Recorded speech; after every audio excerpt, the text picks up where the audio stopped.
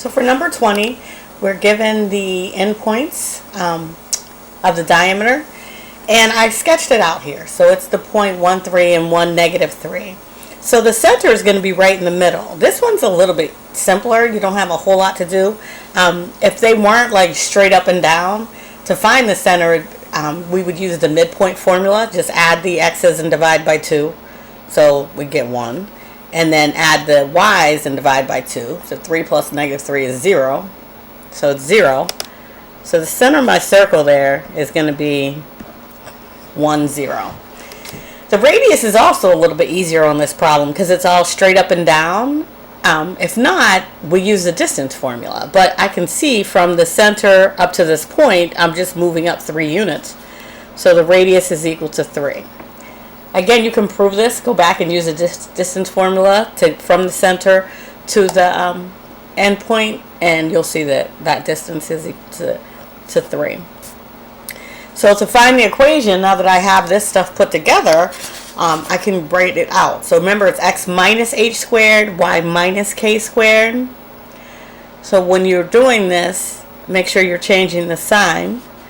So I get x minus 1 plus y minus 0 squared is equal to 3 squared, which is 9.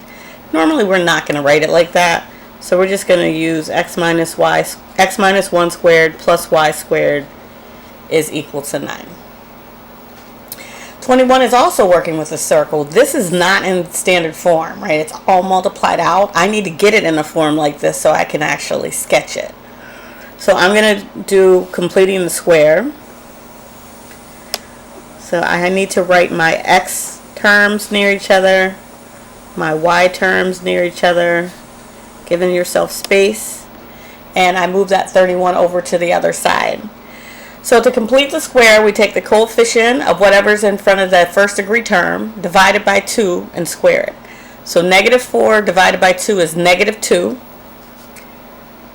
and then we square that negative 2.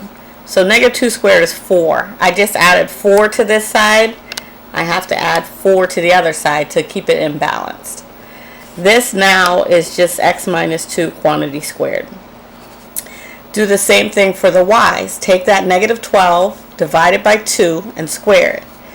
So that would give me a negative 6 squared, which is 36. And again, I have to put it on the other side to keep it in balance. So that's just y minus 6 squared. Now I'm going to combine those terms on the other side. And they combine to be a 9. So my center is 2, 6. And my radius is 3. So find 2, 6. And move 3 in each direction. And that will be our circle. All right, 22, we want to find the equation of the parabola. The vertex is the origin, and the focus is at negative 4, 0. So the focus is always the distance from the vertex, is how we measure it. So at negative 4, 0 means my parabola is sitting like this. The focus is going to be inside of it. So since it's facing on its side, I know it's the form y squared equals 4px, and the focus is negative 4, so that's what p is, negative 4. So I get y squared equals 4 times negative 4 times x, which is just negative 16x. 23, find the equation of the curve. So again, we're looking at a parabola. The vertex is at negative 2, 3, and the directrix is 1. So I'm going to start off with the fact that I have a directrix of 1, and that means that I have to be facing away from the directrix always. So my parabola, oops, getting ahead of myself here.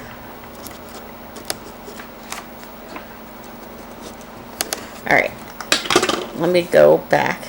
Negative 2, 3. is up here.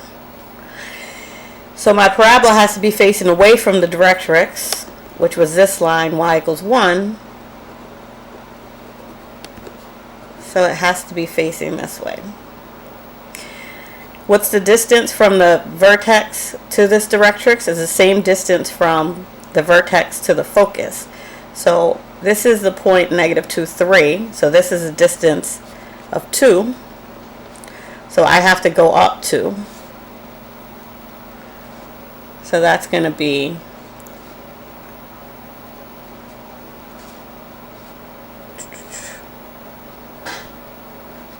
two units there.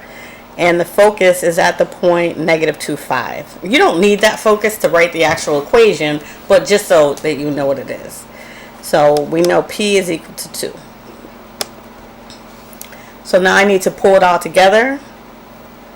And it's of the form x squared, but because it's not at the origin, it's going to be x plus 2 squared, right? The opposite sign of that equals 4 times p. So we said p is equal to 2. So that was going to give me an 8. And then y minus 3. Again, it's always the opposite sign.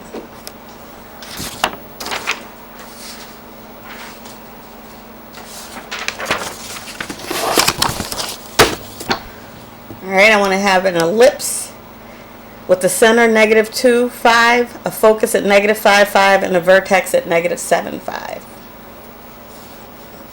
So, starting off, center is -2, 5, focus is -5, 5, and vertex -7, 5. So here's my center, here's the vertex. The focus always has to fall on the major axis. So it's going to look like that, right? My x is going to be the major axis. So now I need to figure out what these values are. So that was -2, 5, and that was the center. So when I go to start writing my ellipse, I'm going to just build it out as we go, right? So x plus 2 squared, and then it's going to be y minus 5 squared for the second one. So A is the distance from the center to the vertex. So the center was -2, 5, and this is -7, 5. So A moved 5 units, so A is equal to 5. So I know underneath the x plus 2, 5 squared is going to be 25. C is the distance between the center and the focus. So we said A was 5. C, that distance from -2, 5 to -5, 5 is equal to 3. So I'm using the fact, because it's an ellipse, it's A squared equals B squared plus C squared. So that would give me 25 equals B squared plus 9. So subtract 9 from both sides, and we get 16. So B squared is 16. So I can just put it under there. And then the last one, we have a hyperbola. And I really do like to do the sketches because it helps me to kind of visualize what's going on. So I have a vertex at 8, 3, a foci at 9, 3, and so the foci has to be inside. So I know it's shaped like this. And then I have another one at -1, 3. So the center has to be halfway between these two, right? So this was at 9, 3, and this over here, right, it's going to be like this somehow, is at -1, 3. So to get from -1 to 9, that's 10 units. So 5 units back this way will tell me what the center is. So that's going to be at 4, 3. So I'm going to start setting it up. it cuts through or transverses through my x-axis. So x is going to come first.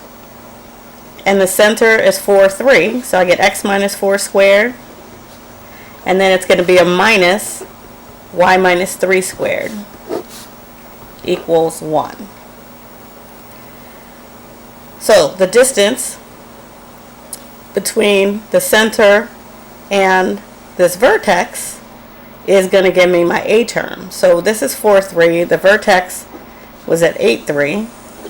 So 4 to 8 gives me 4 units. So A is 4. So 4 squared gives me 16 there. And then I want to know from the center to my foci. Well, that's 5 units. So C is equal to 5. And for an ellipse, for a hyperbola, it's C squared equals A squared plus B squared. So I get 25 equals 16 plus B squared. Subtract 16 from that, and we get 9 is equal to B squared. So that is the last piece.